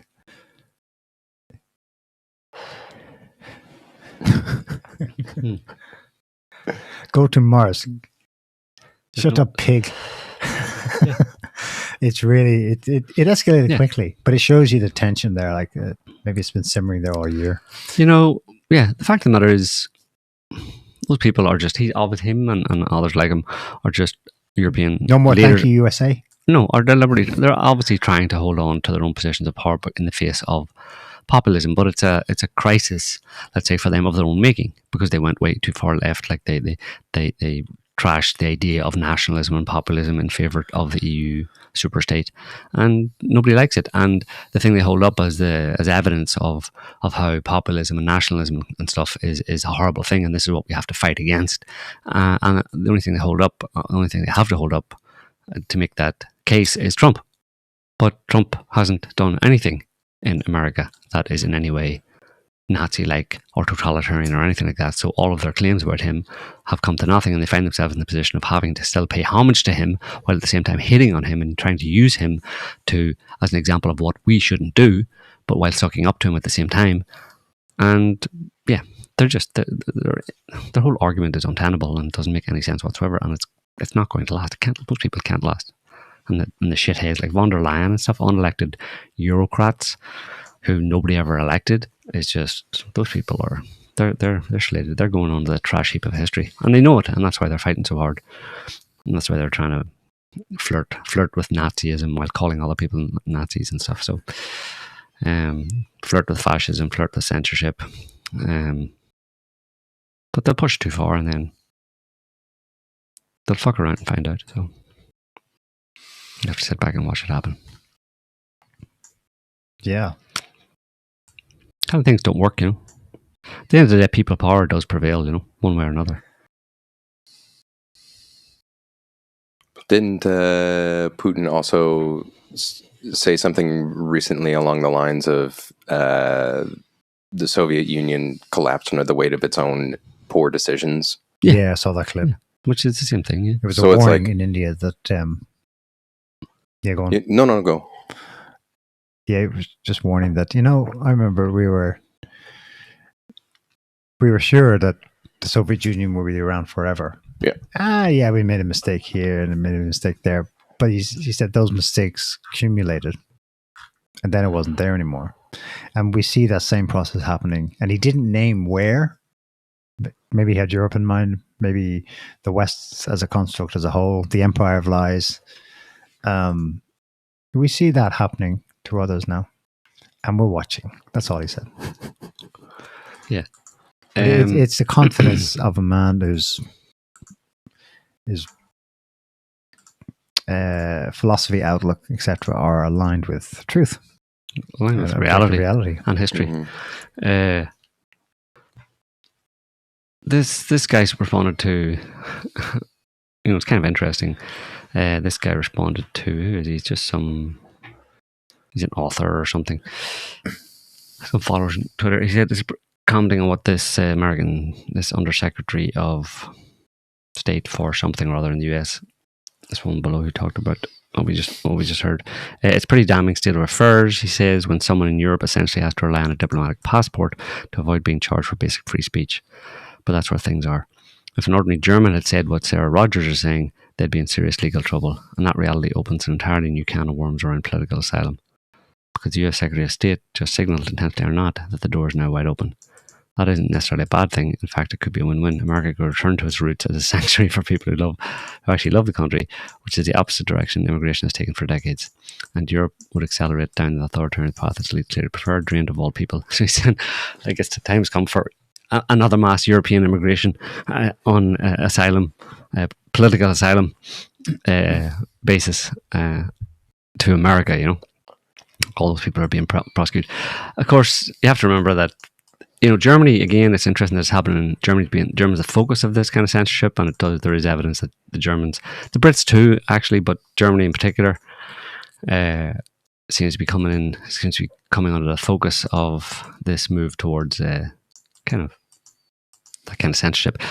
So he says, if an ordinary German had said what Sarah Rogers is saying, they'd be in serious legal trouble. Maybe they would. Don't know exactly, but these kind of cases, you can use them to exaggerate and inflate the whole thing to some extent, because there's an awful lot of things being said on social media and that people are not being prosecuted for. You know what I mean? You have to weigh up the cases that are used as an example of this creeping censorship and fascism and totalitarianism in Europe. You have to weigh up those examples with the fact that, the vast majority of people in Europe are not being gagged, you know what I mean, on social media. The vast majority of them are actually saying whatever they want to a large extent, except I'd say they're self-censoring. Well, there may be some self-censorship, and that's the only thing they can rely on, because they couldn't actually go out and really enforce anything to the extent that you would on a mass scale. But then there are, taking the UK as an example, a number of cases of people who having cops come to the door and say, you posted something on social media. You said something on Facebook that was very naughty. But most of the videos I've seen of that, people who record those happening, they generally tell the cops to fuck off, and the cops just walk away sheepishly. So it's it's not obviously, there's no need to be too black and white about the whole thing. You know what I mean? But it is something that obviously gets people worked up, and people should be worked up about it, and people should speak out against it. People should use their free speech to speak out against the attempts to censor free speech. Because if they you do it now before it goes too far, right? Exactly. You make an issue of it before it goes too far down the line. I'm taking the approach that it's gone too far already. I'm censoring myself when it comes to Euro stuff on social media. I'm not. I don't see any reason. Why would you? Euro stuff? Yeah. No. What do you mean? Criticizing the Europeans? Yeah, European leaders, yeah. You're a bit too timid. You think? I'm a guest here, so I can't be too critical. No, I'd be way more. See in court kind of thing. You'd be way more what? I'd be saying a lot more, but I can't. For example, the whole noticing thing. I mean, maybe you should read back over. That's long since been like illegal in Europe. You should listen to some of the shows we've done over the past couple of months. But to see if this doesn't get. This is social media. True. What, do you have like a massive following on Twitter? But none on YouTube. You think they wouldn't pull you up for something you say on YouTube? I think from now on you're gonna have to just put a bit of duct tape over your mouth for the whole show. Yeah. Sorry, I forgot we're on social media here. Okay, never mind. Carry on. I've said everything. I've said everything here. But it's different when it comes to putting it down. I wish I had an ability to access our previous shows. When you write it down. Like, maybe. The example that... But that's not speech. Well, I suppose that is speech. The Undersecretary of State... It's more effective when you actually speak it rather than actually write it. No? If you're called up on something you said in a context of discussion... You can say it was taken out of context. You can say, or you can explain it, or etc. But no, if you write it down, it's there. It could be used against you later. You know, that's the way I'm thinking of it. The example she gave, the Sarah Rogers. I would like to go to court. Like someone saying faggot. That was a woman who I have to say was allegedly sexually assaulted by a man, and she said to a friend that faggot in a private SMS. Then she got the knock at the door. That disclosure hadn't discovered that she sent that text. She was watched and it was tracked illegally, clandestinely, and used against her. That's what makes that, I know it's the one, maybe, and it's one of the exceptions to the general rule, but that's what makes the whole thing so, that kind of thing that's going on. Intimidating. In France, the thing about Macron, the two of them, there've been some court cases, but they're cracking down hard media-wise about that.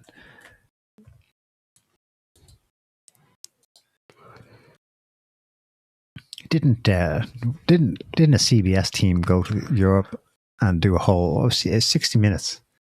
They did a show like bigging up Germany's new crackdown on mal, dis, and misinformation.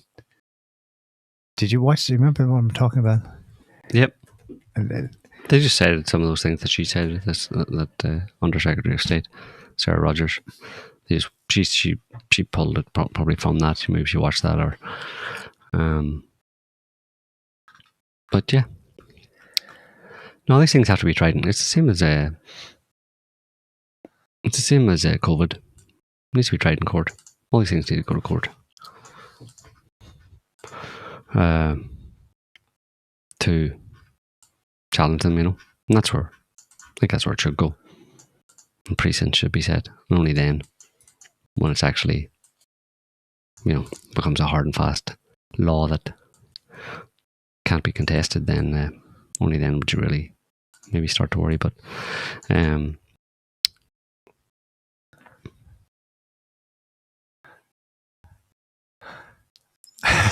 all right.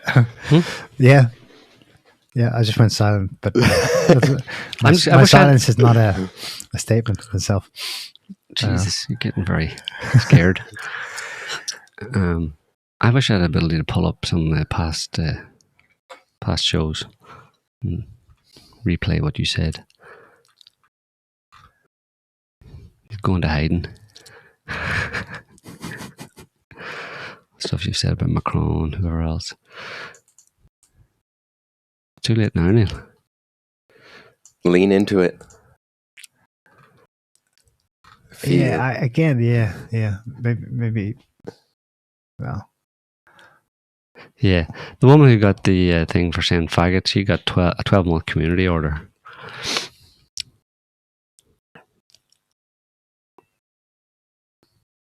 This is not a European thing, but it was something that I found interesting. Happened in Portland, where a man who was being charged with second-degree assault for knifing a stranger was acquitted by the jury after the jurors learned that the man who was stabbed had uttered the N-word after he was stabbed.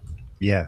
So this man is just walking down the street. This man of color stabs him for no reason whatsoever.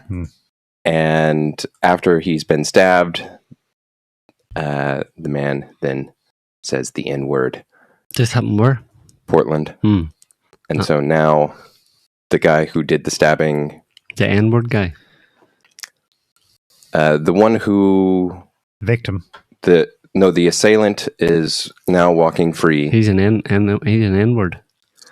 For stabbing this man for no reason. No, but is he actually an N-word? Yes. Okay. So a black guy stabbed a white guy. Yes. And the white guy called him N-word. Mm-hmm. And now he's going to prison? No. What's happening to him? Nothing's happening to him. Is he getting in trouble for using the N-word? Is that it? Not that I saw. So is that an example of free speech in action? Why are you bringing it up? Only because of the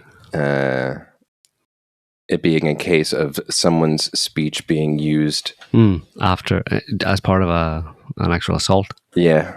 That then leads to. So did it lead to anything? Well, him using the N-word. Yeah, it led to the guy not being charged with assault and therefore not being locked up. Yeah. So the guy who stabbed someone. So it's a get out of jail free card if you get called N-word. Yes. So you can do whatever you want, so long as you make sure the other person uses a racial slur. And then you get off with it because that's kind of punishment enough, I suppose. Yes. In Portland. Yeah. Well, the fact that we're like, I don't know. It's obviously it's a debate that's been had for a long time before now and stuff. But the fact that we're saying N-word because it's YouTube, this probably goes back 10 years. This whole thing, right? Censorship and all that kind of stuff. So, and it of course can be changed. Society goes through these cycles where, kind of madness. We've gone through one over the past 10 years, the whole transgender, etc., gender bender stuff, and all the free speech stuff around that and microaggressions and all that kind of stuff. I've been going over this for like about 10 years now, It's been the hot topic. And some states have taken it up and run with it, others have rejected it. But ultimately, I think sanity will have to prevail as well, because you can't actually run a country in the way that these people are attempting to run a country, through that kind of intimidation, etc. It doesn't last. I mean, you don't want to fall foul of it while it's happening, but it can't last. One way or another, it has to. It'll come crashing down, It's mismanagement. It's just no way to rule a country. It's anti-human, it's unnatural, it's ridiculous, it's irrational, it's illogical, and you can't run a country on the basis. You can't run any part of a country on the basis of irrational, anti-human, essentially, anti-natural order, let's say, ideology or belief. So yeah. Any other topics? The mad flooding in Southeast Asia. I think it's over. I think it has stopped raining, but almost 1,000 dead in Indonesia. They're saying now that's because of hunger, because of some areas are just cut off completely. 600 dead in Sri Lanka. Almost 300 dead in Thailand. But I think we mentioned it last week. There were 3 cyclones at once in these 3 different places. But they tried to big up the talk of how big the storms were, and it was unprecedented because they were storms. But it's the rain. It's the volumes of rain. So in Sri Lanka's case, in just 3 days, 20 inches of rain. Maybe that's an average or the highest. I'm not sure. NBC News reports that was a deluge the country's statistics department says is equivalent to the average rainfall for all of October and November combined. And October and November in Sri Lanka is monsoon season. So it's like South India, South Asia getting all its monsoon at once. That's an unbelievable volume of water. Hence the crazy footage. An inability for people there to cope with it.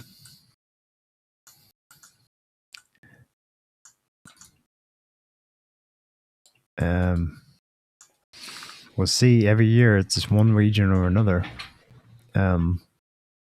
Those areas are famous for monsoons, but they could happen. I can see that happening in Europe as well. If there's increased rainfall everywhere, the atmosphere holds more water, so it's not going to be fixed to one region. Yeah, more to come. And the sun is going mental. The sun is not happy. The sun god. If you believe in that. If you believe in the sun god. I believe in the sun. 2 believes in the sun. It's a big fiery thing in the sky. More major X flares this week. It seems to be super active. But it's peak solar cycle, but they expect it was supposed to be much quieter than it's turned out to be. I don't know. Sometimes I don't know how they work. Some of them have instant effects, but there was a CME last night that arrives here by the 9th. That may 2 days. pack a punch. Might get some auroras and damage from solar storms. Yeah. Take down some planes, maybe. Another Carrington event. So this is the quiet portion of the solar cycle? I think it's peak. It's peak. It's a peak, but they predicted that it wasn't going to be very peaky. Active. It wasn't going to be an active one, but it's super active. Is this because of the alien comet? The alien spaceship comet? The alien spaceship comet was shooting laser beams at the sun and making it explode towards the Earth. Ask that Jewish fella, that Jewish scientist fella who knows all about it. Yeah. Ari Loeb. Yeah, he published a paper for funsies speculating that this interstellar comet may be acting in artificial ways we don't understand. Yeah. Because they don't understand why comets do what they do. But they go off on this. Anyway, the downside of that is that the downstream result is that 6 months later, after he published this paper, in jest, really, the top comment I'm seeing everywhere is, it's a mothership, isn't it? No, it's a comet, but yeah, the Russians are most level-headed about it. They've got their own observed sun observing satellites, and they even have a cool video where Atlas is coming around the sun. I think it's past it at the moment. It should be on its way out of the solar system now, but as it passes, there are massive eruptions roughly in its directions, and its trajectory of the comet was altered as a result of being hit. They could predict in 2 days' time it's going to be hit and it'll be changed. Correct, it's been changed. But Loeb and the Western astronomers are like, they took that and continued to give fodder to the conspiracy theory that's an alien mothership by saying, look, it changed direction. Who could have predicted? In their model, that doesn't happen. Yeah. Comets don't discharge the sun, and the discharge doesn't result in comets changing their trajectory. Because they're dirty snowballs and there's no electrical activity involved or something. It's kind of like a microcosm of everything that's messed up with the West these days. You know, missing the obvious and then splitting hairs over irrelevance. Or even something that the Russian sun observing satellite has effectively video footage. It's composite material of multiple photographs. So you can observe in real time the interaction of comet and sun. And so I presume the Americans have access to that too, but they see it, but they don't see it. They still see a dirty snowball and they're surprised that by now it hasn't melted because it's approaching the sun, which is hot. Mm-hmm. Hot, cold, snowball melts. They still conceive of this thing in that. Oh, it's like the kids that they're in kindergarten, but with PhDs, you know? No, you need to change the way you think about it so you can see it. Alas. Yeah. Did you want to mention Fuentes? Key? Who? No. Not really. He's he shot himself in the foot, so we'll see how if he recovers. Mm-hmm. He's not in the conversation. That's fine. You go off on Steve Louder with Crowder and all the Con Inc. consters, con artists if you want. The real conversation is obviously still about Kirk and related issues. And why is he not in the conversation anymore? He excluded himself from it. As far as he's concerned, the official story is correct. And Tyler Robinson, tranny lover boy, furry lover boy, killed Kirk because he was way far to the extreme right, which if Fuentes actually stopped and heard himself have that thought for a second, he'd go, hang on a second. I know Kirk was right down the middle conservative. He was not extreme right. So that's a false motivation to attribute. So anyway, it is what it is, as he would say himself. His generational run is just falling off a cliff. It was a good run. It was a good run. It was so brief, though. It was literally June to September 9th, and then and it's gone. Okay, was it? He's young though. He may yet.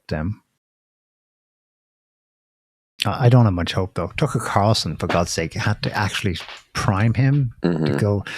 You know, Nick, maybe when that looper lefty came to kill you at your house, he was what it was. He was a looper. He had killed his mother or someone in his own family and then gone to Nick's house.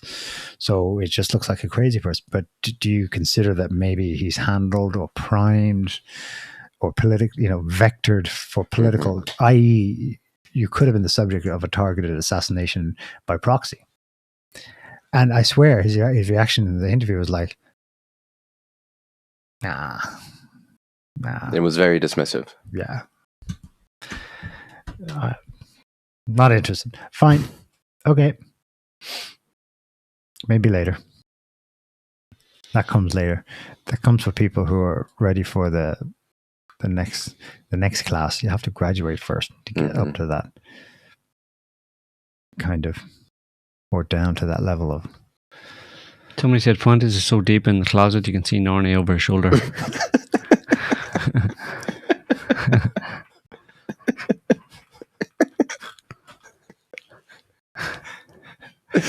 That's great. It's funny because it's true. Yeah. Es posible. Yeah, maybe. Yeah. And I think Jeff down there says, does a white guy get off the hook if he shoots or stabs a black guy? And after he does it, calls him honky mofo or something like that. A cracker mofo. Then do you get off? Honky cracker. Honky cracker mofo. Do you get off it? Does he get off it then? Does that work the opposite way? No. In Seattle, no? No. No. No. No. because the stabbing or the shooting is a substitute for reparations, and then they're even. Yeah. And it's another crime then. No, and it's a consequence of white supremacy, first of all. So yes. He's not responsible for the stabbing because structural racism led him to that. To do that. And he's just, when he calls him a cracker or a honky or whatever afterwards, he's just explaining why he had to stab him. Because you're a cracker. And that should explain everything. So it's not an insult, really. No. It's just an explanatory note after the fact. Yes. I see. It's all so much clearer now, you know. Clear as mud. Yeah. And Korean War gonna end soon, no? Any day now. Trump's ditching. The Americans are finding some way to ditch those Europeans. I don't think the Europeans have anything up their sleeve, really. They're gonna have to cave to reality eventually. Yeah, so it's all coming over. I mean, between the Ukrainians and the Americans, basically, they'll work it out, you know, and the Russians, obviously. America, Russia, and Ukraine will decide, and the Europeans can go fish, basically. It seems to be kind of coming close to a kind of denouement, although that's been anticipated for a long time. But I think there's a better chance of it actually happening now than in previous times when it was predicted or anticipated. It is getting down to the wire. They seem to be moving a lot faster, taking a lot more space, taking a lot more territory than they have in recent months and stuff. And the Americans are getting closer and closer to actually reaching what the Russians want and have said they've wanted this whole time. Like at the beginning, it was just, these are completely unacceptable terms. And then it was like, well, we're kind of getting there. And now it's like, there's some stuff we can work with in here. So, like Putin said, we're going to accomplish our goals one way or another. So, but you underestimate Zelensky. He was in Ireland last week. That's an example of how desperate he is. That's not something that doesn't augur well for him. Irish military, industrial, you know. Yeah, industrial prowess. Yeah. That could be a game changer. The Russians would be quaking in the boots. Yeah, potato guns. Yeah. And Hurleys. Potato guns and shillelaghs. Shillelaghs. I sent a whole shipment of shillelaghs over. Was it a shit ton of shillelaghs? And they sent 1 million shillelaghs to equip the Ukrainian forces. Shillelaghs versus shovels. Round one, go.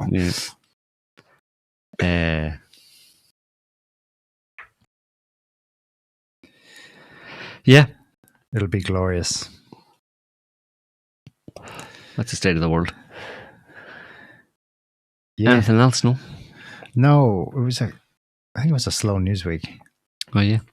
UK removed all of its HIV restrictions for its military. So it doesn't matter if you have HIV, guys, you can still join. Very important. Yeah.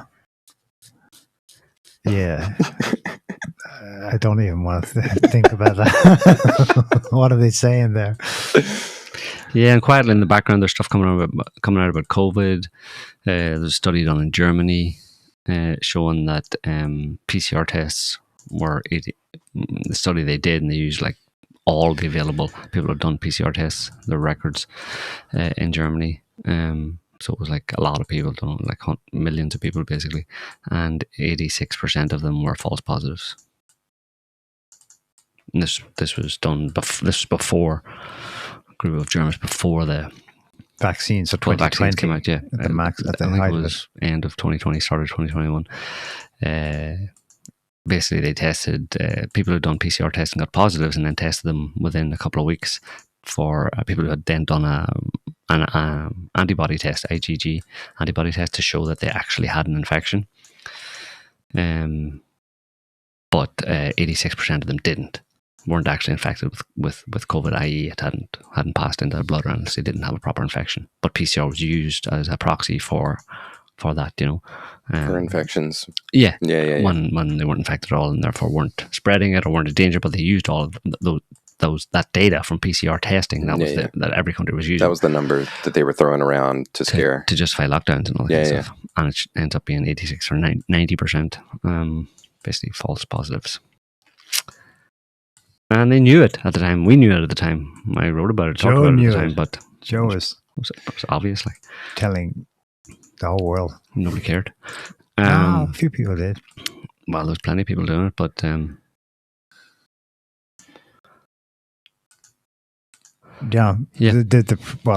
proof in who didn't is the number that then took up the vaccine, because that was the key point of it all. I think was to make sure the vaccine was as high as possible. Yeah. What is your take? Maybe you have specific numbers in mind, but maybe you don't, and you just need to make a rough guess. Say in either a European or American population, what was the uptake of getting at least one of those shots? In where? Which country? I think in the US it was something like 70. Specific. Something anywhere. Europe maybe, or a specific country. Yeah. At least one in most countries was up 70, 80, 90%, yeah. 90. In the American, some states was 90%, yeah. And they almost certainly were mostly of that 90% would have been one of the mRNA ones.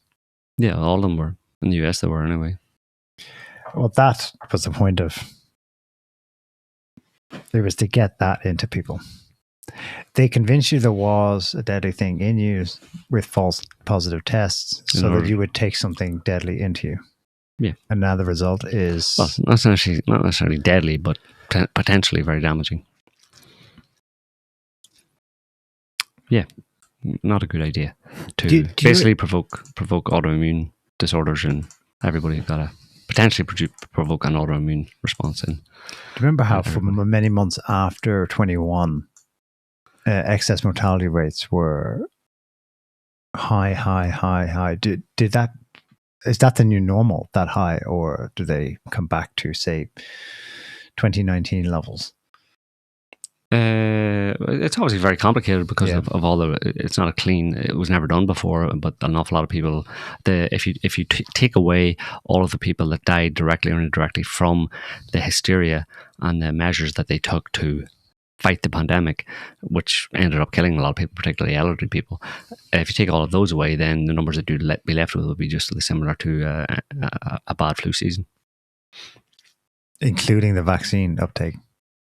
That's what I have in mind, not the original reason for it, but because for me, there's a relative nothing burger that produced an actual mortal, clear and present danger. No, it did. Yeah, no, let's back again, and just to use to blame it on the second wave or whatever it was, the third wave, whatever it was at that point.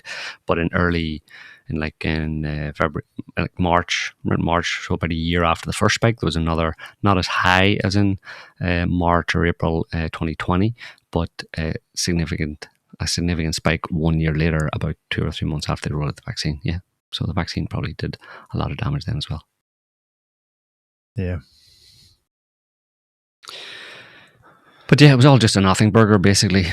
And they made it way worse, and they ended up with methods that they used to try and fight the pandemic, and also the rollout of that toxic DNA or genetic modification, gene therapy, basically. They ended up killing way more people than the original virus did. Yeah. Most likely, of course, nobody can ever do the numbers, and that's so complicated. You have to tease it all out. Somebody could probably do the numbers if they had access to all the data, but they would never be recognized. There's studies coming out all the time now, and they just ignore them because COVID. What's that? You still talking about the Epstein files? Yeah. Or COVID? You still talking about COVID? COVID's way over. You still talking about that time I killed someone? That was years ago, like at least 3 or 4 years ago. We didn't know then. We didn't know. I didn't know that I killed someone back then. So what are you bringing up for now? What do you want to prosecute me now? Like how was I supposed to know? No one told me. We didn't know that I shouldn't kill someone. No one told me I shouldn't inject you with things that are lethal. Yeah. And that it would kill people. Such old school. It really is old school at this point. We're back in the Stone Ages. We've moved on. Go and ask AI if you have questions about COVID. Ask AI. Ask Grok or ChatGPT. ChatGPT. Do you like ChatGPT? I like ChatGPT. It tells me wonderful things, and ghostwrites books for me that I claim as my own. It's awesome. It blows smoke up my ass all the time. I love ChatGPT. Anytime I want smoke blown up my ass, I can just go to ChatGPT and it'll blow smoke up my ass, and I feel so much better because I think it's a real person. Because I'm a fucking retard. There are a lot of retards. Oh my god. Groktards, they're called. Groktards. At Grok, is it true? Is it true, Grok? Oh, that's ableist. I shouldn't say that. Yeah. Anyway. Julian in the comments has a joke for you. What is it? What do you call a non-swimmer who won't sink under the waves? We only have the... you got to guess the punchline, maybe. Oh, what do you call a non-swimmer who won't sink under the waves? I don't know, a floater. A non-swimmer. A non-swimmer. All right, Julian, we're ready. We're ready. Drop it on us, Julian. Boom. Didn't happen. And time's up. And tune in next week for the answer. That's Julian the Hooligan. Julian the Hooligan. A sinker. Well, that's a guess. It's not the answer. That's someone else. That's Nate. Nate's chiming in. That's an answer. No, Nate. Good guess, but that's not funny, so it can't be it. That answer was a stinker.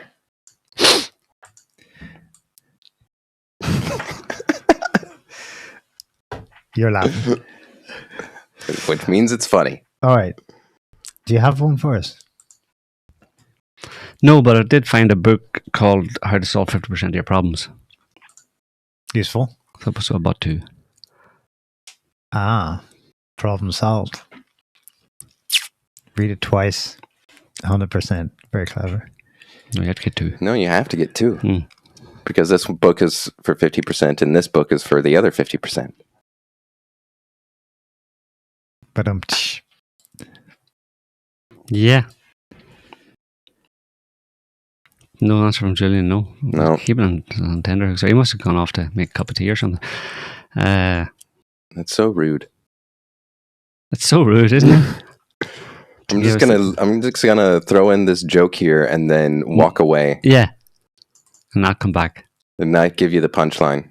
I'm just gonna set you up and walk away. that's a good potential answer, though. What? Bob.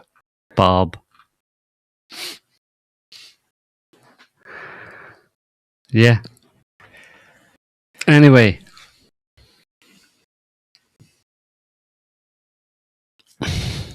Yes, we'll leave it there for this week, folks. We hope all the jokes are really bad. Well, people need to submit better jokes. We need a joke researcher. So we'll leave it there for this week, folks. Thanks for watching. Hope you enjoyed the show. We'll be back next week with another one on whatever nonsense has been going on between now and then. If we can bear it. So until then, have a good week. See ya.